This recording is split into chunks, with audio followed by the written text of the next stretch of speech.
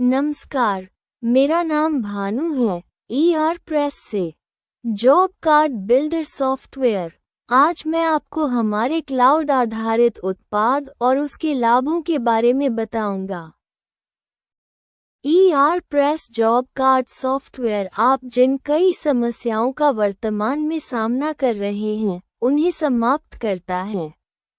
देरी से डिलीवरी, गलत आकार, जॉब ट्रैकिंग की कमी, उत्पादन और ग्राहक निर्देशों का अभाव।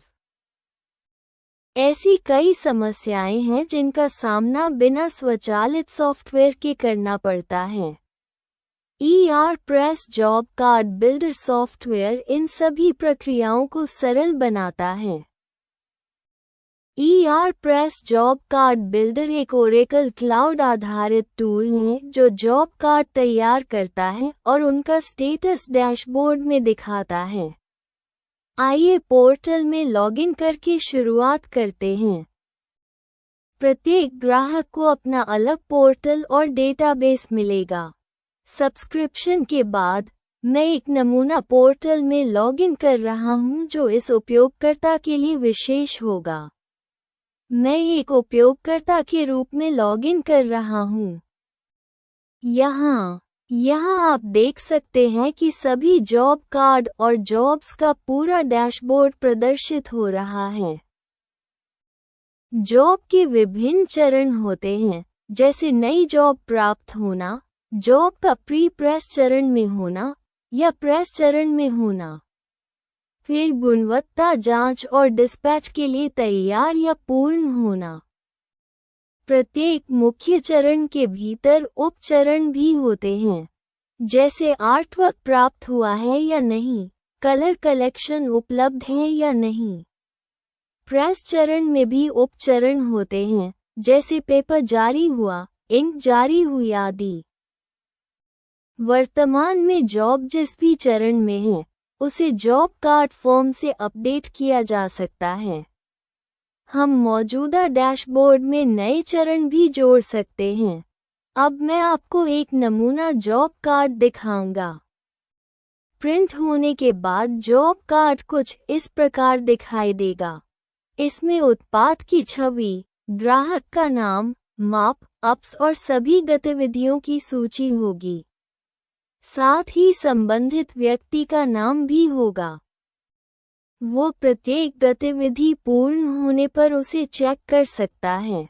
तैयार और प्रिंट होने के बाद जॉब कार्ड ऐसा दिखाई देगा। अब मैं आपको दिखाता हूं कि यह जॉब कार्ड कैसे तैयार किया जाता है। डैशबोर्ड में ऑल जॉब कार्ड्स पर जाएं और न्यू पर क्लिक करें। यहाँ आपको जॉब कार्ड तैयारी स्क्रीन मिलेगी, जहाँ आप जॉब कार्ड नंबर, जारी करने की तारीख दर्ज कर सकते हैं। डेमो के लिए मैं कुछ नमूना तिथियां दर्ज कर रहा हूँ। डिलीवरी की तारीख, ग्राहक का नाम, आईडी, यदि जॉब किसी एजेंसी से आई है तो उसका संदर्भ नंबर, या ये सीधे ग्राहक से प्राप्त हुई है। आवश्यक मात्रा दर्ज करें। जॉब का प्रकार क्या है? यहाँ विभिन्न प्रकार की प्रिंटिंग उपलब्ध हैं। इस डेमो में मैं केवल ऑफसेट प्रिंटिंग का उदाहरण दिखा रहा हूँ। उत्पाद का प्रकार क्या है?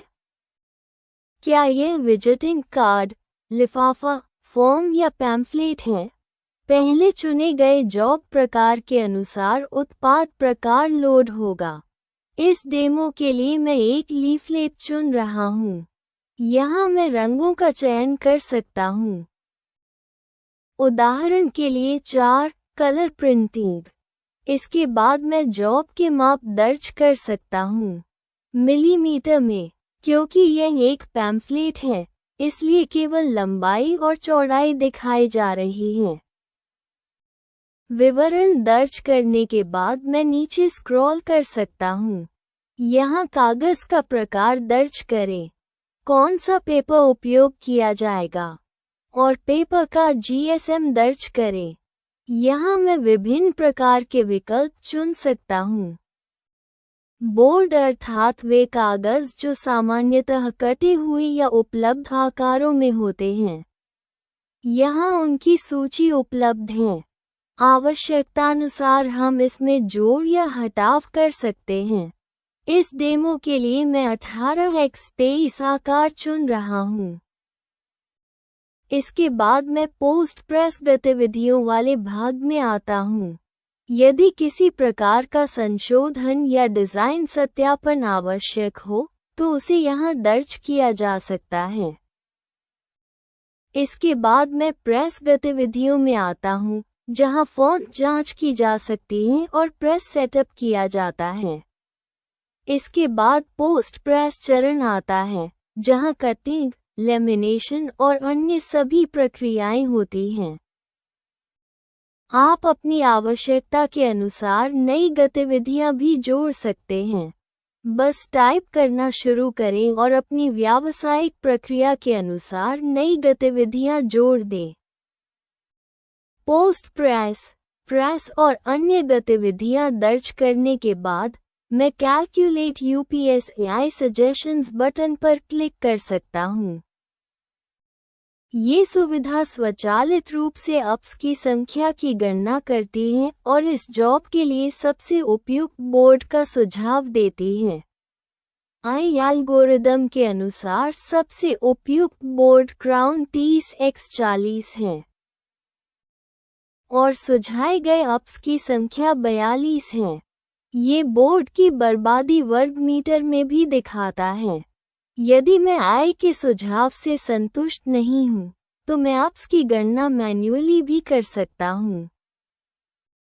इसके लिए कैलकुलेट यूपीएस मैनुअल पर क्लिक करें। ये 12 यूपीएस दर्शाता है। यदि उत्पादन प्रबंधक या आपका स्टाफ इस अप्स संख्या से संतुष्ट नहीं है, तो आप इसे ओवरराइड कर सकते हैं और अपनी इच्छानुसार आप संख्या दर्ज कर सकते हैं। अब, क्योंकि यह जॉब अभी प्राप्त हुई है, इस जॉब के विभिन्न चरण उपलब्ध हैं, जहां आप वर्तमान चरण का चयन कर सकते हैं। उदाहरण के लिए जस्ट रिसीव्ड अर्थात जॉब अभी प्राप्त हुई है।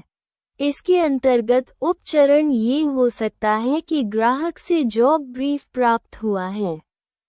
अब हम ऊपर जाकर जॉब की छवि भी अपलोड कर सकते हैं, ताकि जॉब कार्ड में हमेशा आयाम, गतिविधियां और उत्पाद की छवि शामिल रहे।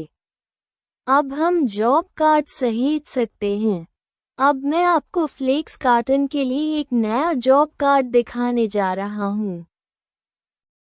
मान लीजिए कि हमने जॉब कार्ड नंबर दर्ज कर लिया है, जारी करने की तिथि और डिलीवरी तिथि भी।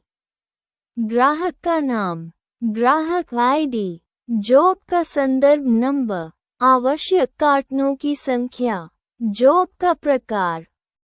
हम फ्लेक्स कार्टन को उत्पाद प्रकार के रूप में चुन सकते हैं और रंगों की संख्या चुन सकते हैं। उदाहरण के लिए 4 कलर प्रिंटिंग। अब मैं माप दर्जूंगा, लंबाई, चौड़ाई और ऊंचाई। इसके बाद मैं कार्टन का प्रकार चुनूंगा, जैसे लॉक बॉटम या ओपन बॉटम। साथ ही बोर्ड का प्रकार भी चुनूंगा। फिर जीएसएम दर्जूंगा और मैन्युअल गणना के लिए मैं एक बोर्ड आकार भी चुनूंगा।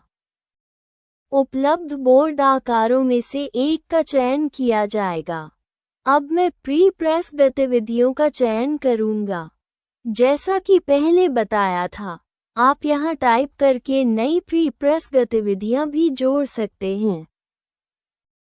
वे सूची में सहेज ली जाएंगी। हम सूची से कई प्री प्रेस गतिविधियों का चयन कर सकते हैं। इसी प्रकार प्रेस गतिविधियां, जैसे जांच, सेटअप समय आदि भी। आपके व्यवसाय के लिए जो भी आवश्यक हो, उसे यहाँ जोड़ा जा सकता है। जॉब कार्ड तैयार करते समय सभी गतिविधियां गतिशील रूप से जोड़ी जा सकती हैं। इसके बाद पोस्ट प्रेस गतिविधियां पॉपअप सूची से चुनी जा सकती हैं। इन सभी चयन के बाद हम सेव पर क्लिक करते हैं और फिर अप्स गणना पर जाते हैं। अप्स की गणना दो तरीकों से की जा सकती है, AI द्वारा सुझाए गए अप्स और मैन्युअल गणना द्वारा। सबसे पहले हम AI द्वारा सुझाए गए अप्स पर क्लिक करेंगे। AI सुझाव दे रहा है कि 30x40 इंच का बोर्ड इस जॉब के लिए उपयुक्त है और यह हमें 21 UPS प्रदान कर रहा है। साथ ही यह बोर्ड की बर्बादी वर्ग मीटर में भी दिखाता है। यहाँ मैन्युअल गणना का विकल्प भी उपलब्ध है। यदि आप कैलकुलेट UPS मैनुअल पर क्लिक करते हैं तो मैन्युअल अप्स भी प्रदर्शित होगा। ये गणना उस बोर्ड आकार पर आधारित होगी जिसे आपने पहले चुना था। उदाहरण के लिए 17x27 डबल कैप बोर्ड। उस बोर्ड के आधार पर सिस्टम 6 UPS दिखा रहा है। यदि आप किसी भी गणना से संतुष्ट नहीं हैं, चाहे वो AI गणना हो या मैन्युअल गणना, तो आप अपनी स्वयं की गणना के आधार पर अप्स दर्ज कर सकते हैं। उदाहरण के लिए, यदि आपने 8 UPS निकाले हैं, तो आप यहाँ 8 दर्ज कर सकते हैं। यह मैन्युअल ओवरराइड कहलाता है। यह AI या स्वचालित गणना द्वारा दिए गए अप्स को बदल देगा और आपके द्वारा दर्ज किए गए 8 UPS को अंतिम मान माना जाएगा। इसके बाद हम पैकेजिंग गतिविधियों पर जा सकते हैं। मैं यहाँ एक नाम जोड़ रहा हूँ, क्योंकि जिन व्यक्तियों के नाम जॉब कार्ड पर प्रिंट होने हैं, उनकी जानकारी केवल एक बार देनी होती है। एक बार यह जानकारी दर्ज हो जाने पर जॉब कार्ड सिस्टम में सहेज लिया जाता है।